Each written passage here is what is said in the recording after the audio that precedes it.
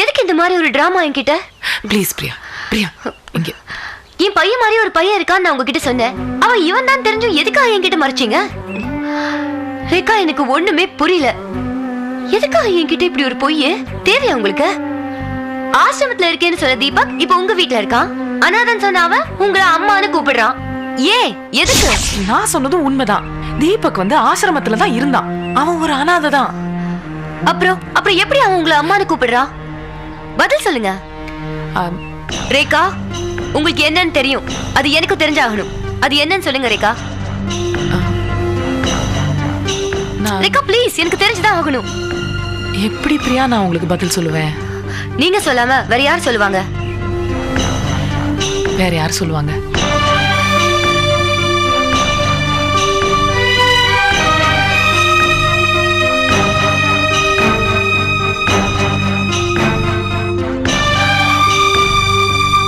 சரி, உங்களுக்கு யார் பதில் சொன்னா புரியுமோ அவங்களே உங்களுக்கு பதில் சொல்லுவாங்க. வாங்க வாங்க.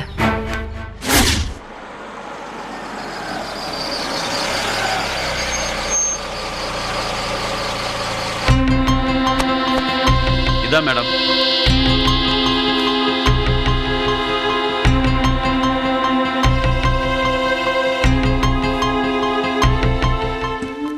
ஆறு வருஷத்துக்கு முன்னாடி தீபக்க குழந்தையா பெருமாள்ங்கிறவர் கொண்டு வந்து சேர்த்தாரு. அன்னையில இருந்து இது வரைக்கும் உள்ள ரெக்கார்ட்ஸ் தான் இது. இங்க வந்து சேர்ற குழந்தைங்க எல்லாம் யார் மூலமா வந்தது, எங்க இருந்து வந்தது, எல்லாம் ரெக்கார்ட்ஸா மெயின்டைன் பண்றோம் மேடம். பின்னாடி ப்ராப்ளம் வந்துடக்கூடாது பாருங்க. இதை பாருங்க மேடம். 2002 ஏப்ரல் மாதம் 19ஆம் தேதி தீபக்கை கொண்டு வந்து சேர்த்துட்டு என் வீட்டு வாசலில் தான் அழுதுகிட்டு இருந்தான்னு பெருமாள் தான் கைப்பட எழுதி கொடுத்த லெட்ரு இது.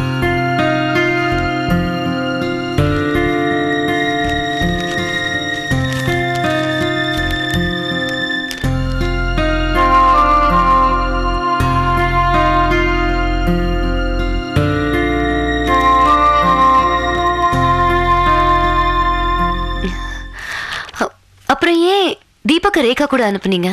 வேற ஒன்றும் இல்லை மேடம். 3 வருஷத்துக்கு முன்னாடி ரேகா மேடம் இங்கே மாற்றலாகி வந்தாங்க. ஒரு ஃபங்க்ஷனுக்காக அவங்கள இன்வைட் பண்ணியிருந்தோம். அவங்க இங்கே வந்த இடத்துல தீபக்கை ரொம்ப பிடிச்சி போச்சு. அன்னையிலிருந்து அடிக்கடி இந்த ஆசிரமத்துக்கு வந்து தீபக்கை பார்த்துட்டு போவாங்க. தீபக்கும் அவங்கள ரொம்ப பிடிச்சி போய் அம்மான்னு கூப்பிட ஆரம்பிச்சான்.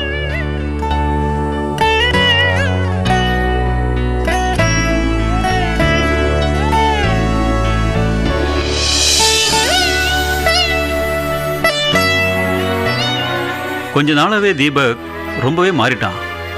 அவனை வச்சுக்க முடியாதுன்னு சொன்னோம். உங்களுக்கு தெரியாது இல்லை, உங்கள் வீட்லேயோ வேற ஒரு ஹாஸ்டல்லையோ கூட்டிகிட்டு போயிடுங்க மேடம்.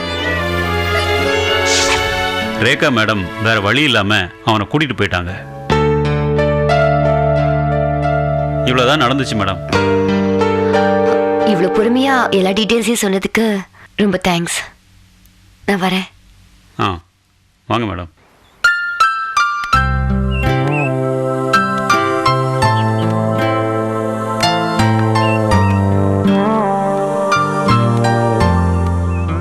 பேசியாச்சா? I'm really sorry Rekha. எதுக்கு? அனாவசியமா நான் உங்களை சந்தேகப்பட்டுட்டேன். ஏய், இந்த மாதிரி ஒரு சிச்சுவேஷன்ல ஒரு பொண்ணுக்கு சாதாரணமா வர சந்தேகம் தானே, இதெல்லாம் சகஜம்தான். இத நான் அவர்கிட்ட பேசியிருந்தா தப்பா எடுத்துப்பாரு. ஓகே, என்ன இப்போ? சரி, நான் தீபக் எப்ப வந்து கூட்டிட்டு போட்டோம்? எப்ப வேணா கூட்டு போலாம். ஆனா ஒரு ரிக்வெஸ்ட். என்ன? ஒரு பொண்ணுக்கு சந்தேகம் வந்துச்சுன்னா அதை ஈஸியா தீர்த்துடலாம். ஆனா ஒரு ஆம்பளைக்கு சந்தேகம் வந்துச்சுன்னா அதை அவ்வளோ ஈஸியா தீர்க்க முடியாது. புரியலையா? தீபக் என் வீட்டுல இருந்தான், அவன் என்ன அம்மான்னு கூப்பிட்டான். இதெல்லாம் கௌஷிக்கு தெரிய வேண்டாம். ஏ? எதுக்கு தெரியுமா சொல்றேன்? நீங்க தீபக்க அம்மா மாதிரி பாத்துக்கணும், கௌஷிக்கும் தீபக்க அப்பா மாதிரி பாத்துக்கணும். இப்ப புரியுதா? நான் அவர்கிட்ட சொல்ல மாட்டேன். That's about it. போலாமா? வாங்க.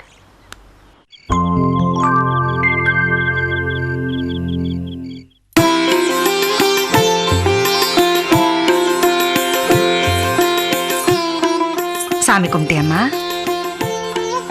ஏம்மா கூச்சப்படுற? இது உன் வீடு மாதிரி நினைச்சுக்க.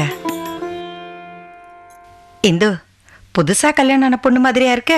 ஏம்மா கழுத்துல பெருசா மாங்காய் மாலை மாதிரி போட்டிருந்தா எவ்வளவு நல்லா இருந்திருக்கும். இப்படி சின்ன செயினா போட்டிருக்கியே, அதான் சொன்னேன். பரவாயில்ல அத்தை, அதை பத்தி நான் ஒன்றும் ஃபீல் பண்ணல. நான் அதுக்காக சொல்லலம்மா.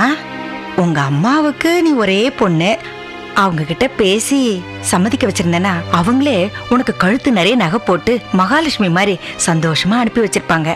உனக்கும் அழகா இருந்திருக்கும்ல. இந்த எடுத்துட்டு போ. போமா.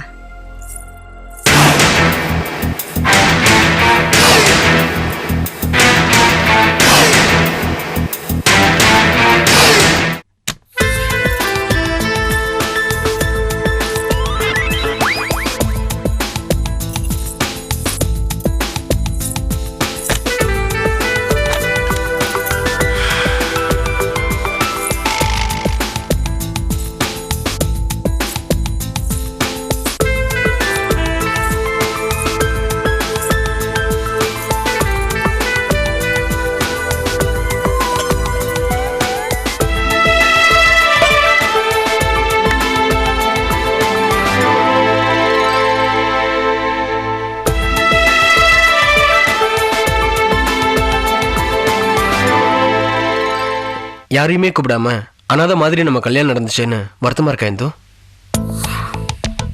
அப்படிலாம் ஒண்ணும் இல்ல. கல்யாணம் எப்படி நடந்தா என்ன, நீங்க எனக்கு புருஷனா வந்துட்டீங்களே, அதுவே எனக்கு போதும். நீ அவசரப்பட்டதுனால தான் நான் இந்த கல்யாணத்துக்கு ஒத்துக்கிட்டேன் இந்து. இல்லைன்னா ஒரு நல்ல வேலைக்கு போய் உன்னை மகாராணி மாதிரி வச்சுக்கிறதுக்கு லட்ச லட்சமா சம்பாரிச்சதுக்கு அப்புறம் தான் நான் உன்னை கல்யாணம் பண்ணிக்கலாம்னு இருந்தேன் இந்து. பணம் ஒரு பெரிய பிரச்சனையே இல்லை தீனா. நம்ம 2 பேரும் சந்தோஷமாவும் நிம்மதியாவும் வாழணும்.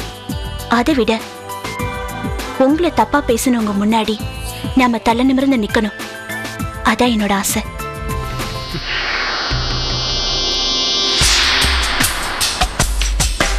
இப்பவும் என் ஆசை என்னன்னு தெரியுமா? என்ன? தெரியாது. ச்சே.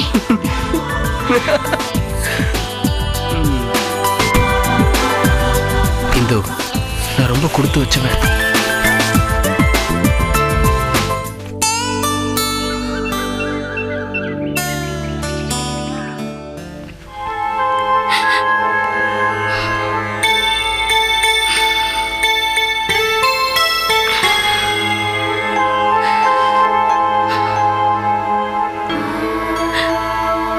மரகதம், என்னம்மா அது? எத்தனை நாளைக்கு இப்படி சாப்பாடு இல்லாமல் காப்பி தண்ணி கூட குடிக்காமல் இருப்பேன்? உடம்பு கெட்டு போயிடுமா? காஃபியாவது குடி.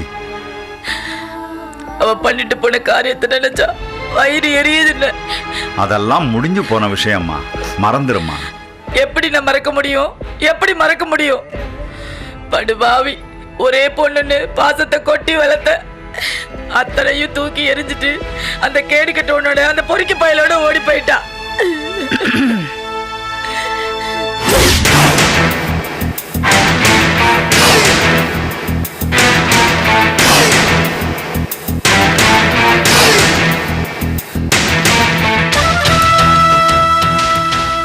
யாருமா நீங்க? என்ன விஷயம்?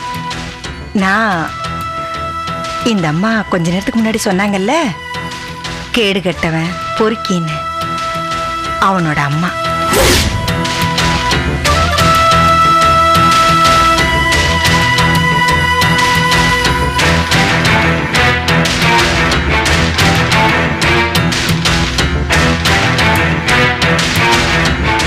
இனிமே யாரையும் கேட்காம நான் வீட்டுக்குள்ள வரலாம் இல்லையா?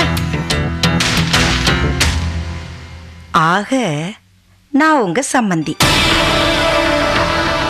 அதனாலதான் யாரையும் கேட்காம உள்ள வந்துட்டேன். உள்ள வரலாம்ல? வரலாம்.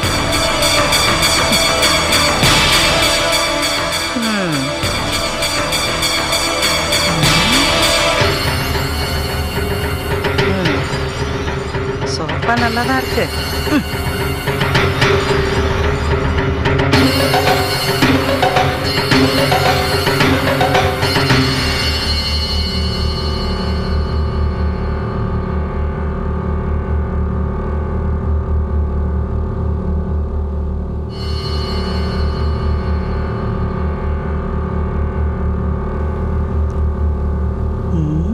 என்ன சம்பந்திம்மா, உங்க பொண்ணு சொல்லாம போயிட்டா, நானும் சொல்லாம வந்துட்டேனேன்னு பாக்குறீங்களா?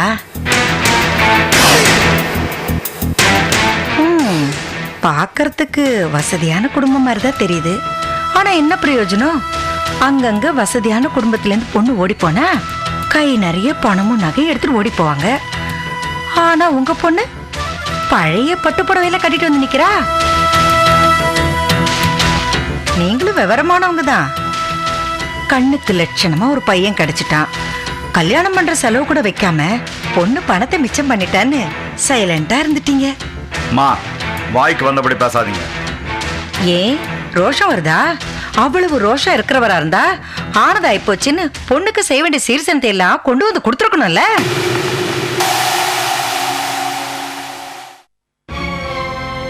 என்ன சம்பந்திமா அப்படி பாக்குறீங்க? உங்க பொண்ணு வாழறதுக்காக தான் நான் கேக்குறேன். இதே வேற ஒருத்தருக்கு கல்யாணம் பண்ணி கொடுத்துருந்தீங்கன்னா சீரு சனத்தி நகை நட்டு லொட்டு லொசுக்குன்னு எல்லாம் கொடுத்துருப்பீங்கல்ல. அதைத்தானே நான் உங்ககிட்ட கேக்குறேன். பண்ணிடுவீங்கல்ல?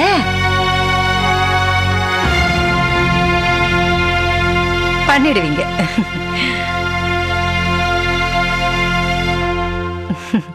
சரி, நான் வரேன்.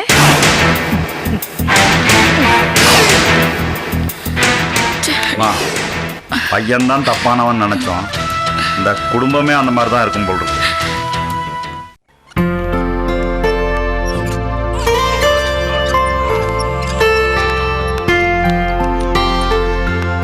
டாக்டர் சபேசன் இருக்காரா? நீங்க யாரு? யாகமரம் வந்திருக்கேன்னு சொல்லுமா. டாக்டர் பிஸியா இருக்காரு, இப்ப பார்க்க முடியாது. இல்லம்மா, யாகமரம் வந்திருக்கேன்னு சொல்லுங்க. டாக்டர் உடனே வர சொல்லுவாரு.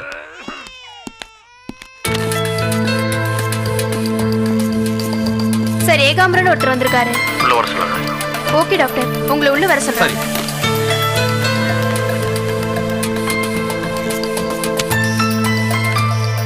சார் வணக்கம் சார். வாயா ஏகாபுரம். உட்காரு. என்ன ரொம்ப நாள் ஆளை காணும்? நீங்க தானே சார் ஏதோ பிரச்சனை இருக்கு, கொஞ்ச நாள் கழிச்சு வந்தா போதுன்னு சொன்னீங்க. அந்த பிரச்சனையில ஸ்மூத்தா சால்வ் பண்ணியாச்சு. அது இருக்கட்டும், யாராவது மாட்டிருக்காங்களா? இருக்காங்க சார். பள்ளிப்பட்டில் 2 பேர் இருக்காங்க, மாமண்டூர்ல 2 பேர் இருக்காங்க. தலைக்கு 50,000 ரூபா கொடுத்தா கிட்னி தரதா சொல்றாங்க சார். என்னையா அது? இன்னும் கொஞ்சம் குறைச்சி கேட்கக்கூடாது? எவ்வளவோ பேசி பார்த்துட்டு சார், அது கம்மினா முடியாதுங்கிறாங்க சார். சரி, என்னைக்கு கூப்பிட்டு வர? 2 நாள்ல கூப்பிட்டு வந்துடுறேன் சார். காது வச்சமா இருக்கணும். பப்ளிசிட்டி ஏதாவது பண்ணிட போறாங்க. நான் எல்லாத்தையும் அவங்க கிட்ட தெளிவா சொல்லிட்டேன் சார், கரெக்டா இருப்பாங்க. சரி, கிளம்பு. என்ன அட்வான்ஸா? இந்தா 10,000 ரூபா. Thank you sir. அப்ப நான் வரேன் சார்.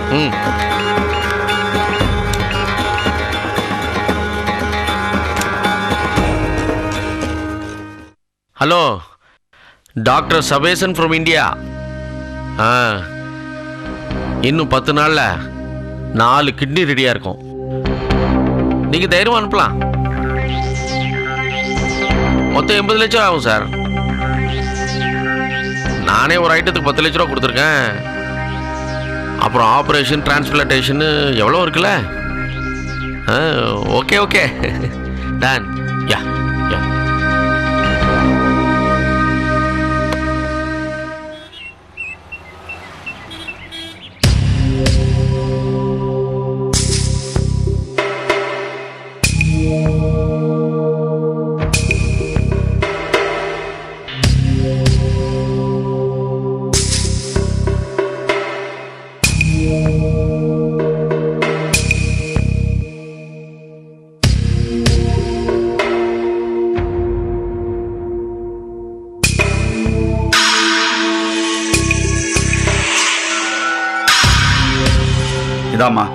நீங்க கேட்ட சீர்வரிசை. என்னமோ கொடுக்க வக்கில்லாதவங்க மாதிரி எங்களை பத்தி அலட்சியமா பேசிட்டு வந்தீங்க. பாத்துக்குங்க, கட்லு பீரோலாம் ஆர்டர் பண்ணியிருக்கோம், நாளைக்கு வந்து இறங்கும். எங்க பொண்ணுக்காக செஞ்ச நகையெல்லாம் அதுல இருக்கு. ஏங்க, இது எல்லாத்தையும் உங்க பொண்ணுக்காக தானே செய்றீங்க? அது ஏங்க கோவமா சொல்றீங்க? ஏதோ எங்க பொண்ணுதான் புத்தி கெட்டு போய் உங்க பையனோட ஓடி வந்துட்டா. அவளை நல்லா பாத்துக்கங்க, எங்களுக்கு அதுவே போதும். ஆ,